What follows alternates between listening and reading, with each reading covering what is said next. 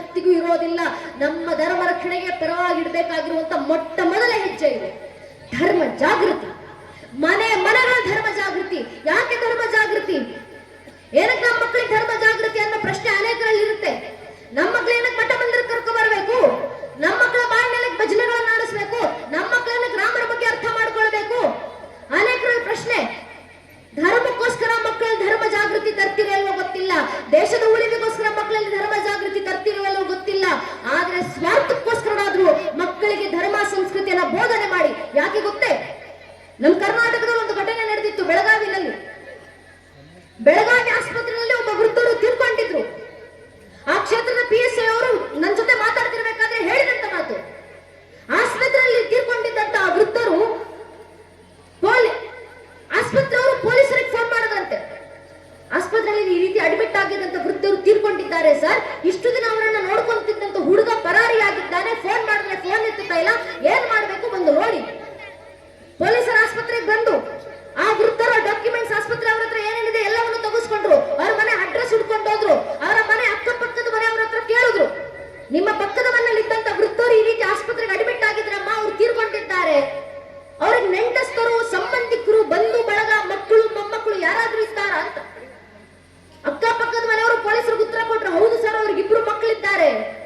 ಒಬ್ಬ ಮಗ USA ಅಮೆರಿಕದಲ್ಲಿದ್ದಾನೆ, ಇನ್ನೊಬ್ಬ ಮಗಳು ಕೆನಡಾದಲ್ಲಿದ್ದಾಳೆ ಅಂತ. ಸರಿ ಅಂತ 2 ಮಕ್ಕಳ ಫೋನ್ ನಂಬರ್ ಅನ್ನು ತೆಗೆಸ್ಕೊಂಡು ಪೊಲೀಸರು ಮಕ್ಕಳಿಗೆ ಫೋನ್ ಮಾಡಿದ್ರು.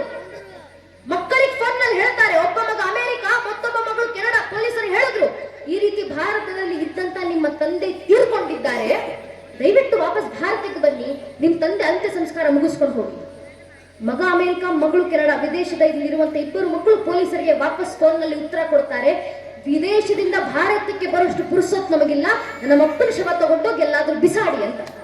ಯೋಚನೆ ಮಾಡಿ ನನ್ನ ನೆಚ್ಚಿನ ಬಂಧುಗಳೇ, ಯಾವ ಮಕ್ಕಳಿಗೋಸ್ಕರ ತಂದೆ ತಾಯಂದಿರು ಸರ್ವಸ್ವವನ್ನು ಮುಡಿಪಾಗಿಟ್ಟು ನೂರಾರು ಕನಸುಗಳು, ಸಾವಿರಾರು ನಂಬಿಕೆಗಳು, ಲಕ್ಷಾಂತರ ಆಶಯಗಳು, ಪ್ರೀತಿಗಳನ್ನು ಹೊತ್ತು ಅತ್ಯಂತ ಅಮೂಲ್ಯವಾಗಿ ಮಕ್ಕಳನ್ನ ಜೋಪಾನ ಮಾಡಿ ಸಾಕಿರ್ತಾರೋ, ಆ ಮಕ್ಕಳಿಗೆ ಕೊನೆ ಕಾಲಘಟ್ಟದಲ್ಲಿ ತಮ್ಮದೇ ತಂದೆ ತಾಯಿ ಅಂತ್ಯ ಸಂಸ್ಕಾರಕ್ಕೆ ಬರೋಷ್ಟು ಯೋಗ್ಯತೆ ಇಲ್ಲ ಅಂದ್ರೆ ಲಕ್ಷ ಖರ್ಚು ಮಾಡಿ ಮಕ್ಕಳನ್ನು ಬೆಳೆಸಿ ಯಾವ ಸಾರ್ಥಕತೆಗೋಸ್ಕರ?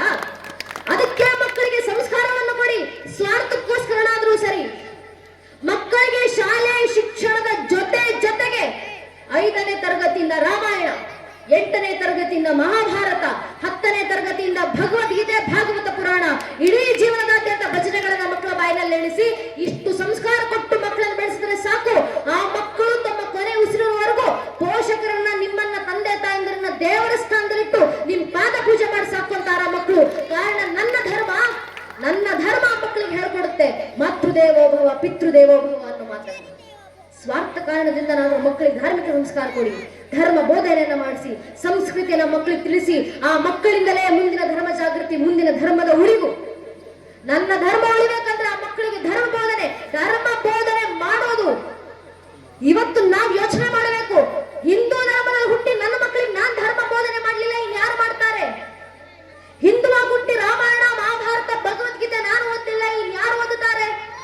ಹಿಂದುವಾಗಿ ಹುಟ್ಟಿ ನನ್ನ ಮಠ ಮಂದಿರಗಳಿಗೆ ನಾನ್ ಬರ್ಲಿಲ್ಲ, ಇನ್ಯಾರು ಬರ್ತಾರೆ? ಹಿಂದುವಾಗಿ ಹುಟ್ಟಿ ನನ್ನ ಭಜನೆಗಳನ್ನು ನಾನು ಹಾಡ್ಲಿಲ್ಲ, ಇನ್ಯಾರು ಹಾಡ್ತಾರೆ?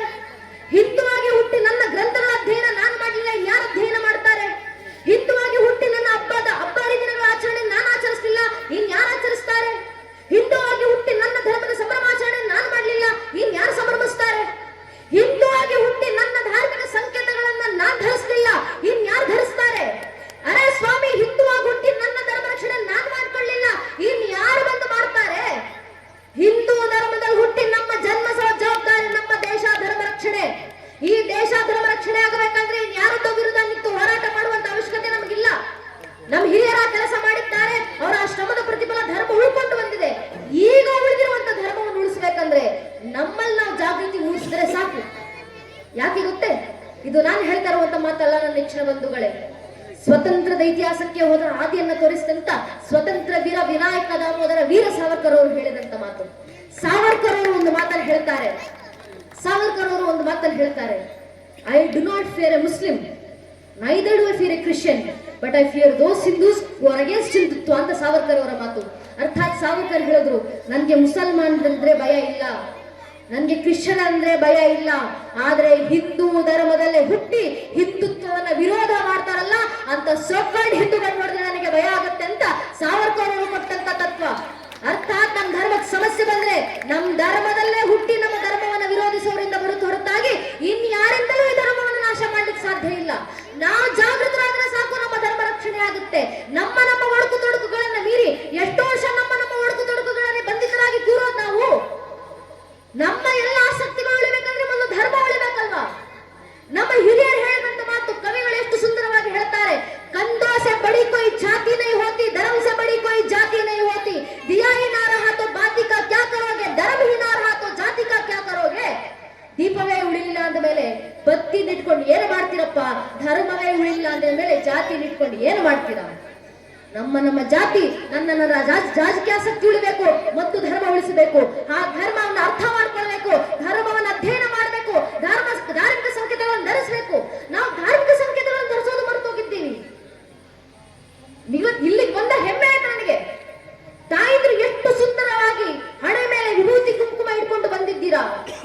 ಈ ಊರಿನ ಸಂಸ್ಕಾರ ತೋರ್ತಿದೆ ನಮ್ಮ ತಾಯಂದಿರ ಮುಖದಲ್ಲಿ, ನಮ್ಮ ಧರ್ಮ ಕಾಣಿಸ್ತಿದೆ ಆ ತಾಯಂದಿರ ಮುಖದಲ್ಲಿ. ಆದ್ರೆ ಯಾವತ್ತಾದ್ರೂ ಮನ್ನಲ್ಲಿ ಕೂತು ನೋಡಿ, ಮನ್ನಲ್ಲಿ ಹಿರಿಯರು ಇರ್ತಾರೆ, ಅಜ್ಜಿ ತಾತಂದಿರು ಇರ್ತಾರೆ, ಆ ವೃದ್ಧರ ಹಣೆಗಳನ್ನ ನೋಡಿ, ದಪ್ಪದ ಕುಂಕುಮ ಇಟ್ಟಿರ್ತಾರೆ, ಹಣೆ ತುಂಬಾ ವಿಭೂತಿ ಬೆಳೆದಿರ್ತಾರೆ, ಗಂಧ ಚಂದನ ಭಂಡಾರ ಏನೋ ಒಂದು ಅವರ ಹಣೆನಲ್ಲಿ ಇದ್ದೇ ಇರುತ್ತೆ. ಎಷ್ಟು ದೂರದಿಂದ ನಿಂತು ನೋಡಿದ್ರು ಅವರ ಹಣೆನಲ್ಲಿರುವಂತಹ ಕುಂಕುಮದ ತೇಜಸ್ಸು ಕಣ್ಣಿಗೆ ತಾಗುವಂತದ್ದಿರುತ್ತೆ. ಅದೇ ಸ್ವಲ್ಪ ವಯಸ್ಸಿನಿಂದ ಕೆಳಗೆ ಬನ್ನಿ, ನನ್ನ ವಯಸ್ಸಿನ ನನ್ನ ಪೀಳಿಗೆ ಹೆಣ್ಣು ಮಕ್ಕಳನ್ನ ನೋಡಿ, ಹಣೆಗೆ ಸಣ್ಣದಾಗ ಒಂದು ಬಟ್ಟನ್ನು ಇಟ್ಟಿರ್ತಾರೆ, ಇಷ್ಟು ಸಣ್ಣ ಬೊಟ್ಟು.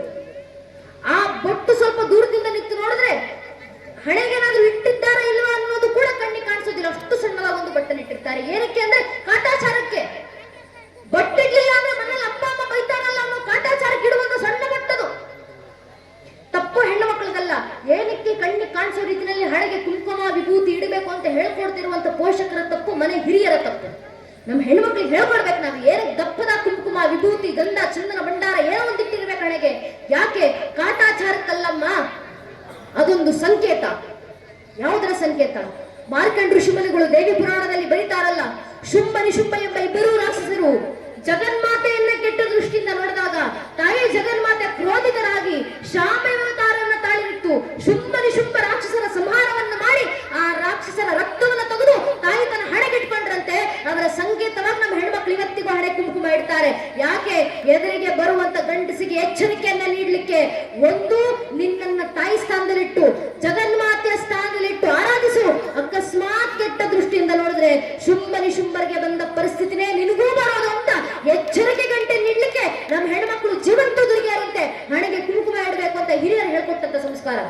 ಹೆಣ್ಮಕ್ಳು ಮಾತ್ರ ಅಲ್ಲ, ಹೆಣ್ಣು ಮಕ್ಕಳಾಗ್ಲಿ ಗಂಡು ಮಕ್ಕಳಾಗ್ಲಿ ಮನಲ್ಲಿರುವಂತ ಒಬ್ಬೊಬ್ಬ ಹಿಂದೂ ಹಣೆಗೆ ಕುಂಕುಮ ತಿಲಕ ವಿಭೂತಿ ಗಂಧ ಚಂದನ ಭಂಡಾರ ಏನೋ ಒಂದು ಇಟ್ಟಿರಲೇಬೇಕು. ಯಾಕೆ ಅಂದ್ರೆ ಅದು ನಮ್ಮ ಸ್ವಾಭಿಮಾನ. ಆ ಕುಂಕುಮ ಯಾವುದರ ಸಂಕೇತ, ತಿಲಕ ಯಾವುದರ ಸಂಕೇತ?